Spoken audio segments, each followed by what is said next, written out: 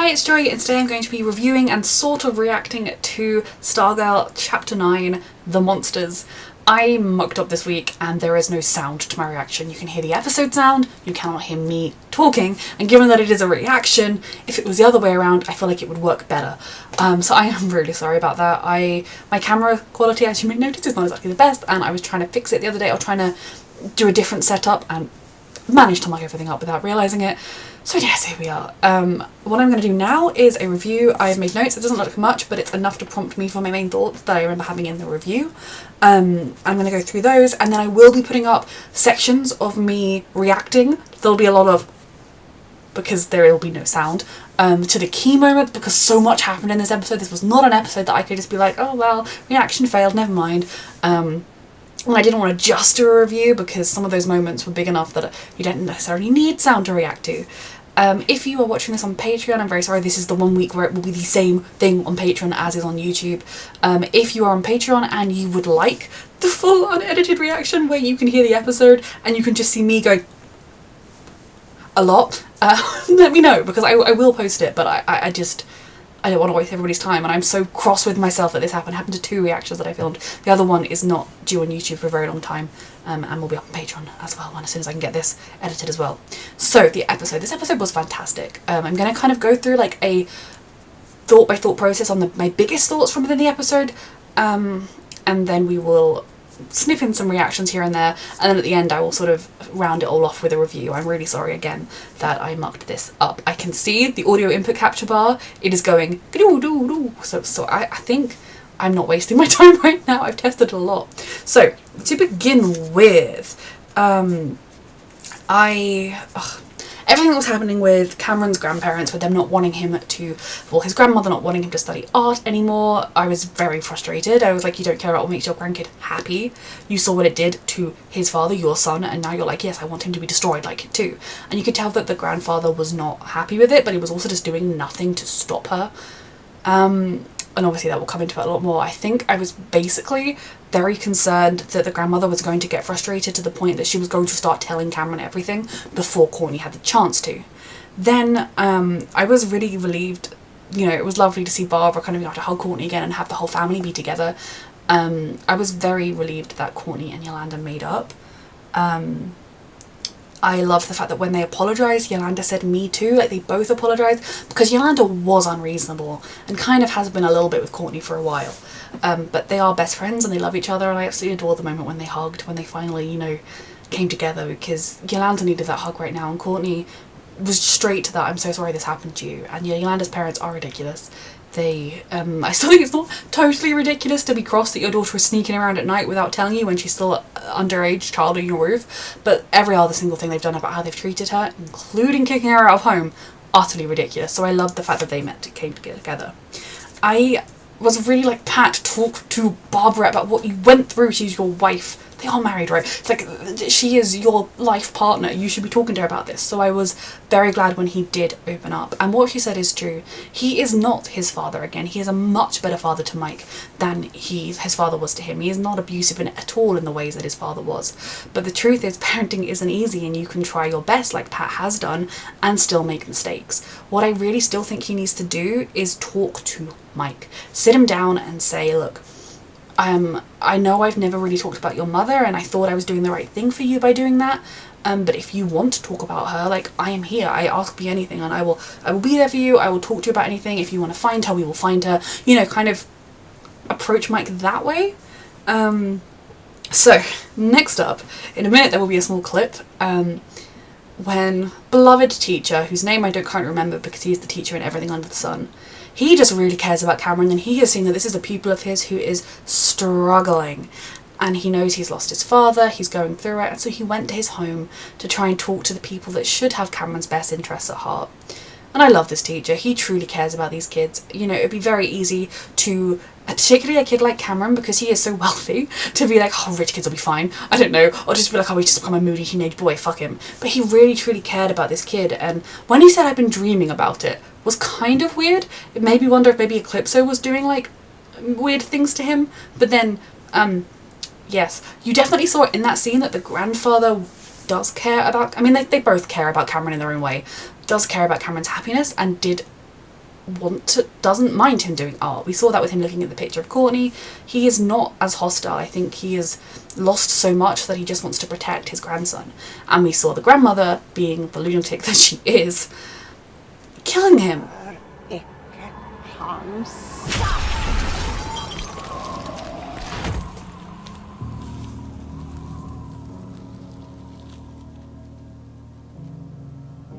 Yeah, that was shocking. Also very devastating. I kind of didn't let myself, and I still haven't let myself dwell on the fact that that teacher is dead, because he's so lovely. And I was so relieved when he survived Eclipso. Only for this to happen to him? He doesn't deserve it. Particularly because he just cared about Cameron. I think it also shows you how much more unstable the grandmother has become, because she literally just casually murdered a man in their home. This man had no powers. It wasn't like he was saying, I think you're not caring about Cameron's emotional needs, I'm going to go to like Childline or something. You know, he was literally just saying, I think it's a shame that your grandson isn't doing something that makes him happy. And she was like, dead. He may have told somebody he was coming to the McKent house today, you're ready to answer questions from the police about where he's been. I hope she ends up in prison at the end of all this. It wouldn't be the best thing for Cameron. I mean, it would be the best thing for Cameron because she wouldn't be in his life. It would be yet another emotional hurdle. He's obviously got no more of those coming this episode. So yeah, that was very shocking. Very much playing into the fact that she is this over-the-top villain to a degree. I think she has lost so much, and it has sent her like into this rage of like spiraling. And the grandfather has lost so much that he's like, I must protect what I have. And I obviously think the grandfather's answer is better, but he is still enabling his wife by ignoring the fact that she just casually murders teachers and is, you know, very hostile all of the time. And you can't constantly go, calm down, sweetheart, and expect that's enough. So yeah, that was a lot. Okay, next on my little list. Pat looking up the mother and then being like, oh yeah, I'm gonna find her. And Mike should see his mother. I'm like, yeah, yes, I think that could be really good for Mike. We saw it was both good and bad for Courtney, like Barbara said, but at the same time, talk, Pat, talk to your son. Teenagers are scary. I know they are. Sit him down, talk to him. I was really getting vibes that one day Mike's just going to come downstairs for breakfast and his mother's just going to be sat at the dining room table and Pat's going to be like, surprise! No, please Pat, no. That is not what needs to happen here. I do kind of feel like, do some research. I hope what Pat's doing is finding out whether she's, is she clean right now? Is she sober? Is she in prison? Is she, has she made a whole new family? Like, what the situation is, so that when Mike has questions about her, because obviously Pat can tell him, back then, this is what I know, back then, this is how she was, and that is why I kept you from her, that is why, and like, yeah, she didn't fight for you at the time, but she was also, she was a drug addict, she was going through these things. But he can't, if Mike were to say, well, can I see her now, or where is she now, does she think about me, how is her life, Pat should have answers to those questions, because what if she's dead? It's been 12 years or something, like, it's been a ridiculously long time. She could be dead. She could be in prison. She could have 10 other kids. So many things could have happened. So I do think it is good that Pat is looking her up, but I did get a vibe that he was planning on, like, inviting her to town. And I think if Mike wants that, yes, but we don't need to rush this idea, and talking to him is the priority here. Also talking to him about how he is obviously enough, and how maybe talking to him about why he doesn't want him on the superhero team just yet. Okay, so I'm about to have a lot of very mixed feelings about Rick, because when he said, and for that kid, I had to pause. I was saying, excuse me, young man, once upon a time, you were that kid. You were the angry boy who what everyone thought was a bit weird and edgy, and oh my god, he has these anger issues, oh my god. And Yolanda and Beth were like, Courtney, no, we can't recruit him. I don't care that his father was a good guy, don't bring him on the team, he's unstable. And Courtney, what did she do, Rick? Gave you a chance. You don't like returning that favour. I was also saying, yes, obviously it's slightly different, what with Cameron's dad being a villain, there is danger that it, like, runs in the family, but Cameron is also that kid who drew artwork over the graffiti on Yolanda's locker. I don't remember that exactly, it was like the pilot, or like the second episode or something, but like, if he was something sweet like that, like when everybody in the school was bullying Yolanda, he did a little something, which is more than Rick ever did. given that none of them knew each other at the time, you know, there is a sweet kid at the core of Cameron's problems. Yes, that sweet kid could turn into a villain, but right now he is a kid who deserves a chance. I actually loved Yolanda this episode being so supportive of Courtney and even saying, well, yeah, he needs to find out at some point. You know, it is his family and it is his life. And yes, it would be so nice if he could live in this bubble and never know, but that could cause him so much more damage in the long run. So I loved Yolanda for being supportive. Beth for, I mean, she didn't really articulate an opinion either way, but I'm guessing the vote, she would have sided with Courtney. So I was pretty cross with Rick. And then, I mean, also with Rick, I acknowledge the fact that the hourglass is definitely playing with his mind. It's exaggerating parts of him. It's making him angrier. It's making him less rational. I hope we're going to delve more into exactly what it's doing to him, because I'm worried about him. And I was kind of like returning, like, I do care about you, Rick, but I'm cross with you. Then Rick came out with this line. Because you're my family. Nothing will ever change that. And I felt so bad for being mean to him. And I wasn't mean to him, I was just cross with him. And then I was like, you articulated the found family. A personal attack on my soul. I think it was needed. It was very needed to remind us and to keep Rick grounded a little bit, because he has spent so much of this season being like, I'm angry, I'm gonna punch things, I'm gonna use this little hourglass, when that was not exactly what we needed from him. And then it's kind of like, but I warned you, was like, oh, okay, sure. They warned Courtney about you as well. It was kind of annoyed as well, because I knew something was going to go wrong and he was going to be proved kind of right, and so I was kind of just like, oh, for God's sake. Like, Rick is being unreasonable here. So then, Courtney going to his house and walking on the front door. I was so stressed. At this point, I was thinking, like, Cameron doesn't appear to be at school. We haven't seen him, at least. Has his grandmother, after she, like, killed his teacher, is she now going to storm up to, like, tell him everything and turn him against Courtney and everything? I was very stressed. So when she knocked on the door and Cameron looked so thrilled to see her, and not in a way like he just found out terrible information about her, I was so relieved. And then she asked to come in to talk. Inside the house where his grandparents are. I love you, Courtney. An abandoned, like, go for a walk someplace, get to a place that, you know, he can't, if he has an ice explosion because his powers he's not fully in control of yet, won't hurt anybody, and where you can escape easily. Not because I think he would intentionally hurt her necessarily, but just because I think he might be like, rah, and ice. But no, she goes into the house. And do they even go to his bedroom, where there's maybe a vague expectation of privacy, although from strangely psychotic grandparents, less so? No. They just go to one of the main rooms in the house that everyone uses. Courtney made great choices here. Kind of a little bit annoyed, because I think that conversation would have been so interesting to see alone. It was obvious that the grandparents were going to interrupt or overhear at some point in the conversation, so I was kind of a little bit annoyed that she had that in the house. You know, it would have been one thing if she'd said, are your grandparents home? And Cameron had said, I know they're out, I don't expect them back for a while, and the grandmother just happened to be home and he hadn't realised. It would have been a bit convenient, but that still would have been like, okay, I get, like, you want him to be somewhere home and safe while you tell him this stuff, but yeah, it was kind of annoying to me. Now the signal from the spy cameras coming from the McKent house is kind of both not a shock, but also I still wonder if maybe there's going to be more to it than that. Are they working with somebody?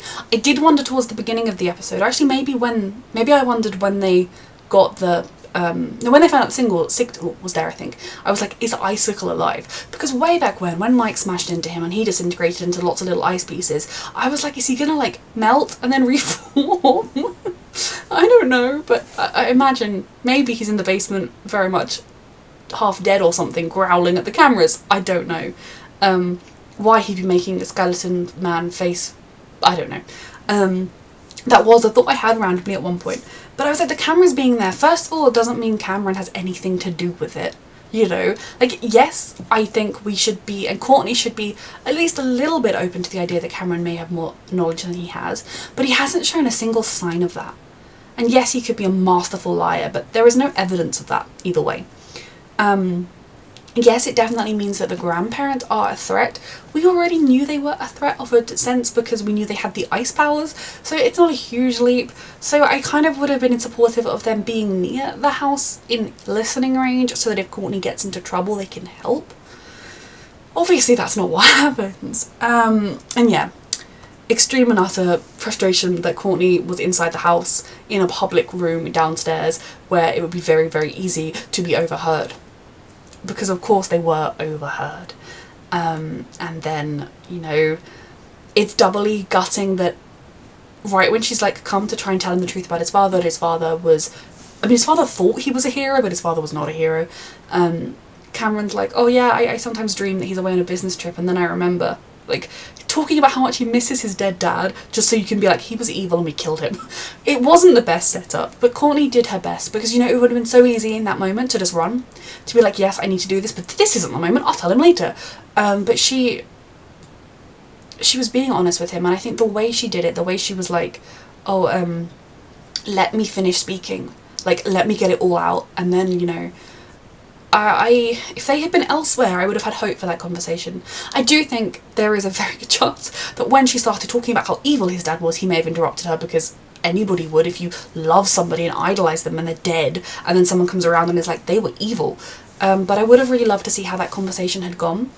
But of course not. Now I'm going to show you some snippets of my reactions to the fight sequence. Obviously you can't hear me, and I will see you on the other side of that.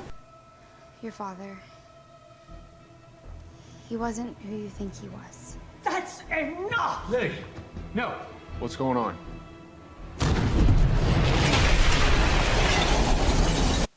You'll finally die for what you have done.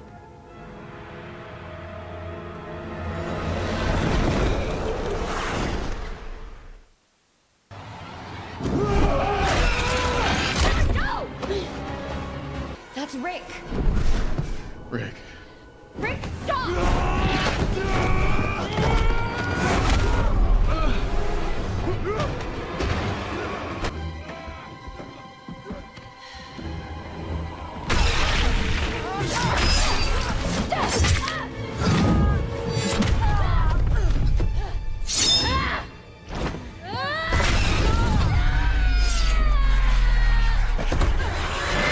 Activate combat mode. Combat mode. Combat mode activated. Beta trial. Attack.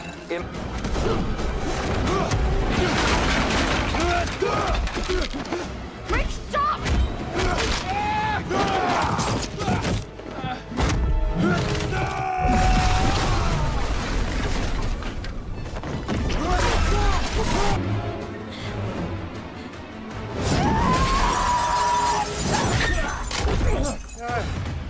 Old people. Ugh, gross.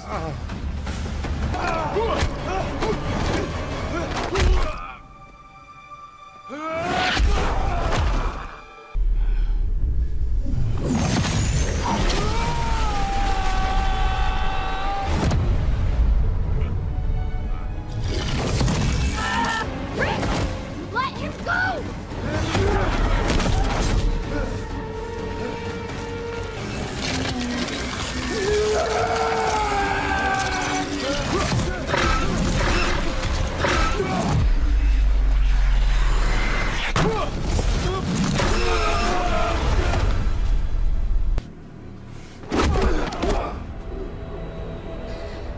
They killed your father.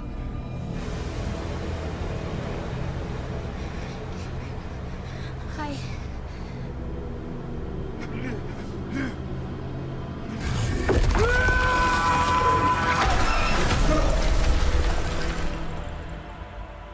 Do it.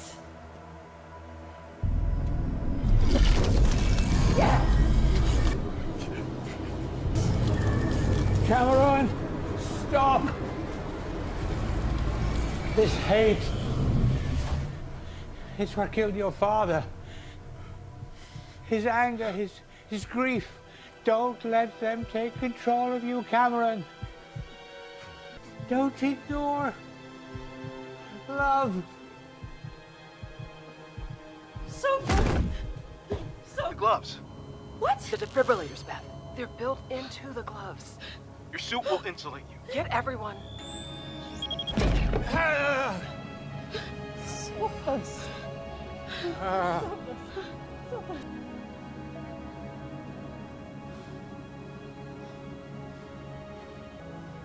sorry. So a lot just happened. Initially, my first thought is Rick. Then I'm also like, okay, fair enough. If he was listening in to what was happening, Courtney had just been bursted on by the psychotic grandparents being like, "We don't listen, they're lying to you." I don't, and that was not a Norwegian accent, I'm very sorry. But it was way over the top. It was completely disregarding Courtney's request to go and tell Cameron the truth and asking for their support. It was being like, you don't get our support, no, we know better than you. Yes, the spy cameras are coming from the house, but that doesn't mean she's in any imminent danger any more than she was when she entered a house full of ice-powered people in the first place. I do still, every time I'm cross with Rick, I feel like there needs to be like a little like asterisk above my head that's like, yes, I know the hourglass is doing things to his head. I would have really loved to have actually, as much as I wish Courtney and Cameron had been able to have this conversation alone without anybody else listening in, I would have really loved to see it play out without Rick's interruption. Because if his grandmother had gone to attack Courtney, Cameron I don't think would have just stood there. He would have been shocked, but he wouldn't have been like, yes, my grandmother can kill my girlfriend, I don't care. He would have intercepted the icicle, or he would have, and it would have kind of shown him the crazy nature of his grandmother. Or if they had just started speaking, Courtney still would have been able to say her piece. And given now we know what happened, that the grandfather is not pro-violence anymore, maybe he could have helped smooth the gap and, you know, been a voice of reason for Cameron in the sense of like, everything she's saying is true. Your father did think he was a hero, but it is true, and he did love you and he did want you kept out of it. It's a very mixed up situation. He was very much one of those heroes that thinks he's the good guy, but she's not lying. But that is not what happens. I'm pretty frustrated with Rick, both for bursting in, for disregarding Courtney's request, the kind of agreement he had to not interrupt, for just randomly attacking the old people before they had actually done anything aggressive beyond burst into a room. They burst into that room a lot less aggressive than Rick. In general in this fight, I actually right after the fight I paused it and I gave like a really good review, and I was like, I remember afterwards thinking like, I actually explained myself well, because sometimes I worry about it, that's all gone. I feel like with Rick, I will always begin by being like, I'm not fully blaming him for any of this, because I do think the hourglass is messing with him. I think it's making him more aggressive, more aggro, it's giving him headaches, and I think that is obviously part of why his father put the limiter on. So it's not fully Rick's fault, but Rick is a trained superhero now. Rick has done all this before. Rick is a good person. And Rick has been the kid with family problems and anger issues. I did not appreciate the way he attacked Cameron. For one, and I'm going to talk about Cameron in a minute, the way he attacked the grandparents before they had done any attacking, the way he was just fighting to kill in that fight. I mean, obviously he didn't ultimately win the fight, but you know, he hurt Courtney. There are multiple instances in that fight where he could have seriously hurt Courtney, both with knocking furniture into her, with sending her flying. You know, within that fight, Cameron was fighting Rick while defending Courtney, when Cameron and Rick and Courtney are supposed to be on the same side. It definitely, I think that in itself shows you that Rick was not himself and was not fully in control rationally. His rational brain had left the building, and I do think he was in the wrong in this situation. I will keep my asterisks in place that I'm not fully blaming him because the hourglass is there. I will also say that the other JSA members who showed up, including Artemis, who I'm also going to mention a little bit, they didn't do anything greatly wrong. Yes, they kind of burst into the house, and like, technically speaking, the McKins were just defending themselves in their own home, but like, yeah, they were being attacked by the evil ice people, and they were kind of fighting back against old people. But at this point, the fight had started, it was happening, and when they were running off, like they left Cameron in there with Rick, they may well have been going to get weapons of some kind, we don't know. They weren't that bad. Rick had already instigated the situation, and they could either leave him to it, and if potentially all of the Ice Cold people had fought, it would have been very bad. Yeah. Artemis showing up made me wonder, has she just been lurking, following them around everywhere they go, so that the second they're in a situation where they're in over their heads, she can burst through a window? She didn't bring her backing music though, that made me sad. Like, is that just what she does? She's just always there? They need help. because we hadn't seen her in a while, so that's because she's been lurking in the shadows the whole time. So that was fun, seeing Artemis again. For a split second I thought it was Cindy, and I was very confused.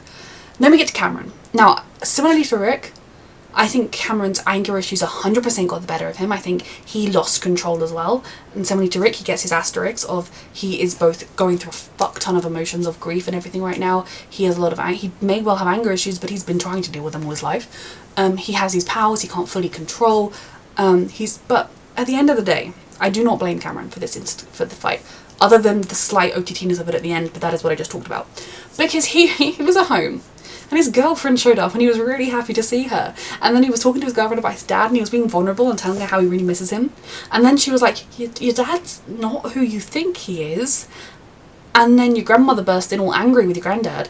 And then suddenly, the door to your house gets burst open. Bricks are coming off. The door is off its hinge. There is no door anymore. There is a hole, and there are bricks missing, and it's flying in, and your elderly grandparents are there, and you have lost your mother and your father, and suddenly there's this costumed superhero evil man. You don't know. You aren't aware of superheroes and vigilantes and what they wear and what they don't wear, and there is just suddenly this crazy man going, I warned you, or I don't remember his exact words, but it was something like that. And then that crazy man launches himself at your grandparents. You are going to defend them, and you are going to fight against the crazy person. And then when Courtney says, it's Rick, you know, yes, if Rick was a friend, that might reassure you, but Rick is the kid that at school was like, I'm staring at my problem right now, pistols at dawn. Okay. You know, Rick is very angry all the time and clearly hates you for a reason you don't really understand, because you got cross with a teacher one time. He's decided you are the spawn of Satan, and obviously, like, there's a lot going on with Rick, and a lot with his father that Cameron still doesn't know at this point. And then, of course, the grandmother... Oh, no, that hasn't happened yet. I'm getting myself muddled because I'm not watching it right now. Cameron was just defending his family and Courtney in a lot of moments in that fight. It was a lot. And I was so frustrated because I was really thinking, like, this is all of our chances of this going well. Of it going well, it's not going well now. So I actually think in the context of that fight, Rick was in the wrong and Cameron was defending himself. There were moments in the fight where Cameron joined Rick in the wrong, but in the whole, Rick was in the wrong in that instance. But I don't fully blame Rick because of the reasons I've talked about. At the end of the day, Cameron was fighting back against someone that had just attacked his family in their own home, after having lost his father in what he currently thinks was randomly murdered. So obviously all the different fights. I loved Beth's suit. I loved the fact that it had the different powers and like the different fight mechanics. It's brilliant because so far Beth, she's a fantastic asset on the superhero team, but why does she need the whole costume to just be the computer woman? Getting like so much happened. So the fight, yes. Everything was happening, and then Cameron's powers, his instincts kicked in, and they looked pretty lethal. Now, I also do think they would be pretty handy on a superhero team. So obviously he manages to defeat Rick. Rick is down. Rick is very much no longer a threat, and he's still standing over him threatening, looking like he might attack him. This is the point where I think Cameron particularly crosses the line into being to blame, or joining Rick in being wrong. But I also think it is a combination of everything I've talked about before with Cameron, that he is currently going through it. He may have anger issues, but he's dealt with them pretty well up until now, up until losing his father and everything. He has ice powers he can't fully control that probably mess with his emotions, and he has just been attacked in his own home. And the grandmother coming in and saying, they killed your father, finished them. I don't remember the exact words, but holy fucking shit. What was going through this boy's mind when that happened? And the moment they, including Courtney, this girl that he has been so vulnerable with and let in, I was thinking, oh, it's all over. And he was starting, I mean, I didn't think he would actually kill Rick, but I was getting worried. I was thinking, is he just going to be like, no, that's not me? But then the grandfather came in, and of course him saying, this is the pivotal moment to me. I mean, the grandfather, the minute he came in, the minute he started holding that arm, I was like, it is never a good sign. But coming in and saying, no, Cameron, stop, you know, this anger and hate is what killed your father, don't let it take you too, I thought was a very key moment, because it suggests that the grandfather, assuming he survives, words were going to be vaguely supportive of what Courtney was saying. You know, they probably would be slightly more in favour of Icicle than Courtney, but he wasn't going to be scathing about Cameron's father. He wasn't going to be saying your father, but he wasn't going to be saying your father was a perfect, wonderful man. He knows that he had his faults, and he knows he let the anger get the best of him. And I think that moment was very important because it kind of shows you these two presences that Cameron had in his life. So then, of course, when his grandfather collapses, I mean, Cameron also pulled back, wasn't going to do it. I was like, he's about to lose the stabilising influence in his life, and what's that going to do to the grandmother? So, of course, the minute Beth calls her mum, so both of her parents were able to help her in the fight, calls her mum, and her mum is able to give her, help her out with the suit and medical advice, and Beth is able to bring him back from the brink of death so they can call an ambulance, so he better survive the trip to the hospital. I hope that is going to be such a key moment with showing if these guys were evil, horrible villains who just went around murdering good people, they would have let his grandfather die. He fought against them. They would have been like, oh, he was a bad guy. But of course they saved him, and I really hope that is going to help maybe the grandmother see a little bit of sense. She did still kill the teacher, but then I'm pretty sure Artemis's parents also killed a teacher, and they just get to be best friends with Pat and Barbara. But I hope maybe she'll see a little bit of sense that protecting what's left of her family is more important than avenging what she's lost. I hope the grandfather can survive and is able to be a stabilising influence on Cameron. And my main thought going forwards is, well, two thoughts. One of them is get Rick help, get that hourglass away from him. My second thought is I hope after this, I assume Cameron, the rest of them will leave and Cameron will go to the hospital. I really hope Cameron and Courtney talk. And I hope he lets her tell him everything she was trying to tell him. And she was clearly trying to tell him before everything happened. So hopefully there won't be any of that, you lied to me, because she was trying to tell him. And I hope he listens to her and hears her out. And even if he's furious, even if he's like, you should have told me sooner, how could you kiss me or help me when you knew all this stuff? My father was a good guy. I hope he takes it in and he listens to her. And he takes and sees what happened and sees that within that fight, she was largely saying, Rick, stop. Rick, stop. She wasn't being like, Cameron, you're so unreasonable. She could see who was at fault in the fight until, obviously, the murderous potential moment. The fact that Beth, without question, saw his grandfather was having a heart attack and was just like, what do we do? And saved him. I really hope he's going to hear her out, and at worst, I hope it doesn't start off like some sort of villain spiral. I hope it, if anything, becomes kind of like more of a, I don't want anything to do with you, like you ruined my life, go away, which again would be kind of unfair on Courtney, but also at the same point from Cameron's point of view fair. I hope that is the worst it gets, but we will see. But I think there's potential. I kind of talked a little bit, I think, in my review portion, that to a degree, every single one of us who watched the show, from the moment Courtney and Cameron started to fancy each other, and then his dad turned out to be the arch nemesis they were facing, you were waiting for this moment where Cameron would go, oh my god, you betrayed me, you killed my father, I hate you, and then they'd hate each other for a while and it'd be all angsty. And we were kind of hoping that yes, that plotline can be done well, but we don't need to see it again this time around. Can't we just have a fresh plotline? I think this gives us the potential to have that fresh plotline. This gives us the potential to potentially just fully have Cameron accept what she's saying and join the JSA ultimately. Admittedly, there is, I mean, this is the final, I talked about this as being the final season in my review as well, and I'm devastated about that, but also I kind of was expecting it. Yeah, sorry if I've just told you that news right now. The CW is just massacring its shows, so I'm really looking forward to the future of the CW with its new owners. Given that this is the final season, I don't know that there's time for it necessarily, but I think it would help Cameron to have these people around, and I would have liked to see Yolanda and Rick and Beth being like, whoa, we aren't perfect people either. Maybe we could be your friend and help you through this dark time. I don't know that that's necessarily going to happen, but I feel like best case scenario, an unrealistic best case scenario, is he joins the JSA and heals that way. Worst case scenario, I hope, is he tells Courtney to fuck off, but then just peacefully lives his life and tries to heal with his grandfather because his grandmother's in prison. I don't know. I think there is a chance for them to not go down the completely predictable route. They already kind of veered away from it with how things were handled, and I hope they continue to. So then when it was like, call 911, what's your emergency or whatever, and the screen faded to black, and I was just like, don't you end. And then it didn't end, and I was like, yes. And then I remembered that the boys had gone off looking for Cindy, and I was like, oh, don't be that, please. I need to know more of this. And it was that. And then I felt bad for telling the boys I didn't care about them, because I think I literally said I don't care about the boys, and that wasn't true. I cared about them enough to see them in the next episode. And of course the shenanigans in the barn, and then they find this. Oh boy.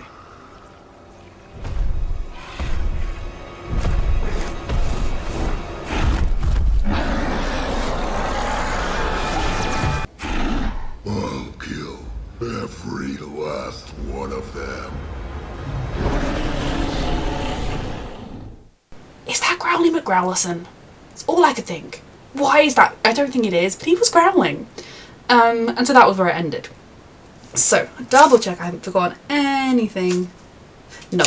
Obviously, I wasn't able to talk about everything, but oh my god, it has been half an hour. If anyone has watched this, thank you. Well done. So basically, in summary, my review of the episode, obviously because this was more of a review, I have kind of talked about it already. I will say with the guy at the end, is he Growly McGrowlson? Something I've also been thinking while I've been doing this review, my thoughts have been going more, and I don't think the McKents are the big bad. They may have been working, the grandmother in particular, working with the big bad, or they probably have some kind of secret lair in their house that Icicle used to use, because they all do in this place. Where maybe that's where the cameras are, or maybe they allowed the cameras to be routed through, maybe the cameras have been there for a while, who knows. I don't think they are responsible for it all. But then when Rick was like, they're the ones with the cameras, the grandparents weren't like, what? They were like, so who knows, maybe that's because they didn't think he deserved a response. It could well be, if you were the bad guy, the camera Growler McGrowler, you know they found your cameras, you know they've disabled them all. If you just made the signal ping from somebody else's house that they're suspicious of, that draws all the attention away from you. So I don't think it's as simple as we've solved that mystery. I think potentially they were working with whoever it is, or it's purely they were being framed because it helps cover up whatever else is going on. And the guy at the end, I really didn't have a clue. I don't know. Is that something that the Dragon King was experimenting on? I don't know. But yeah, that was a lot. This was a very, very good episode, and I'm very frustrated with what happened with the edit. I'm sorry this review is probably even longer than the reaction would have been, but I hope you've enjoyed it if you've watched this far. I am so excited for next week. Thank you so much for watching.